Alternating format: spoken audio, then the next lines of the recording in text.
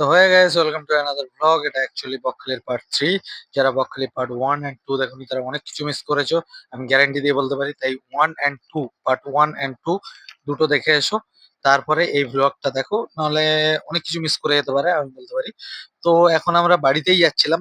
যারা 1-2 দেখেছো তারা জানো যে সারাদিন আমরা কত এনজয় করলাম, কত কিছু পুলিশের সাথে ঝামেলা হ্যান ত্যান হওয়ার পরে এখন আমরা যাচ্ছিলাম বাড়িতে। এখন প্রায় বাজে 8:30 থেকে 9টা নাগাদ বাজে। 8:30 9টা নয়, হয়তো একটু আগে। আর আমি আবারও ভয়েস ওভার দিচ্ছি, তার মেন কারণ হচ্ছে আমি বললাম না যে মাইকের কোনো ইস্যু হচ্ছিল বকখালিতে গিয়ে, তো সেটা আমি বুঝতে পারছিলাম না, আসলে চার্জ ছিল না। তো আমি সেই জন্য ফের এখন এখন বাড়িতেই ভয়েস ওভারটা দিচ্ছি। তো এখন যাচ্ছিলাম আমরা এখান থেকে আমাদের বাড়িতে, মানে বকখালি থেকে বাড়িতে। এখন যে জায়গাটা আছে এটা অ্যাকচুয়ালি বকখালির একটু আশেপাশে দিয়ে দিয়া, তো এই রোড দিয়ে যাচ্ছিলাম। তো কিছু জিনিস এই সব রোড দিয়ে চালানোর সময় মনে রাখা উচিত। এই রোডে আর একটু, মানে আর ঘন্টা দুয়েক পরে, মানে এই রোডে এইসব ন্যাশনাল হাইওয়ে 117 নম্বর ন্যাশনাল হাইওয়েতে, যে কোনো ন্যাশনাল হাইওয়েতে আমি মনে করি রাত 9টা থেকে 10টার পরে গাড়ি চালানো বা বাইক চালানো সেফ নয়। বিশেষ করে আমি তো আমাদের ন্যাশনাল হাইওয়েতে দেখেছি, সেই জন্যই বলছি। কারণ এখানে অতিরিক্ত পরিমাণে ট্রাক চলে, যে মানে তোমার যে কোনো মুহূর্তে দুর্ঘটনা ঘটতে পারে। আর তাছাড়া হচ্ছে যে এই মুহূর্তে আমি তার আগের দিন রাত থেকে ঘুমাইনি, যার কারণে আমার বন্ধু, যে আমার ভাগনা, সেই গাড়িটা চালাচ্ছিল। তো আমি পিছনে বসে জাস্ট ভিডিওই করছিলাম, এতটা ঘুম লাগছিল। রাস্তায় 3 থেকে 4 বার, মানে 3 থেকে 4 বার মিনিমাম, আমার মনে নেই কতবার, তবে 3 থেকে 4 বার মিনিমাম আমি দাঁড়িয়ে চোখে জল দিয়ে চা খেয়ে, অনেকবার কফিও খেয়েছি।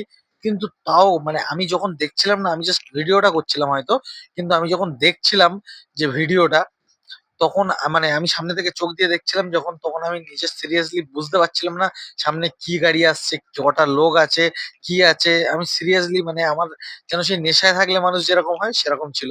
তো সেই কারণে আমি কোনো রিস্ক নিইনি, গাড়ি চালাইনি। তো এখন মানে আমার ভাগ্নাই গাড়ি চালাচ্ছিল। তো এই যে জায়গাটা, এই সবে নামখানা পেরোলাম, এরপরে আরো 50 কিলোমিটার মতো আমরা ড্রাইভ করে এলাম। এই যে জায়গাটা দেখতে পাচ্ছ, এটা আমরা আমার বাড়ির কাছে এসে গেছিলাম, কারণ ওখান থেকে কন্টিনিউ আমি ভিডিও করার মতো অবস্থায় ছিল না। যার কারণে ভিডিওটা বন্ধ করে এখান থেকে এই কাছে, বাড়ির কাছে এসে আমি ফের ভিডিও চালু করি।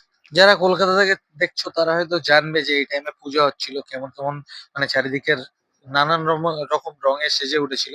কিন্তু যারা বাংলাদেশ থেকে দেখছো তারা, তাদের কাছে হয়তো নতুন হতে পারে, কারণ এই টাইমে আমাদের এখানে পূজা হচ্ছিল, যার কারণে প্রচুর লাইটিং, মানে কালী পূজার জন্য প্রচুর লাইটিং, প্রচুর মানে চারিদিকে। এগুলো তো তবুও আমি কিছু কিছু জিনিস শুট করতে পেরেছিলাম, কিন্তু ম্যাক্সিমাম জিনিস আমার শুট করতে পারিনি আমার ঘুমের জন্য।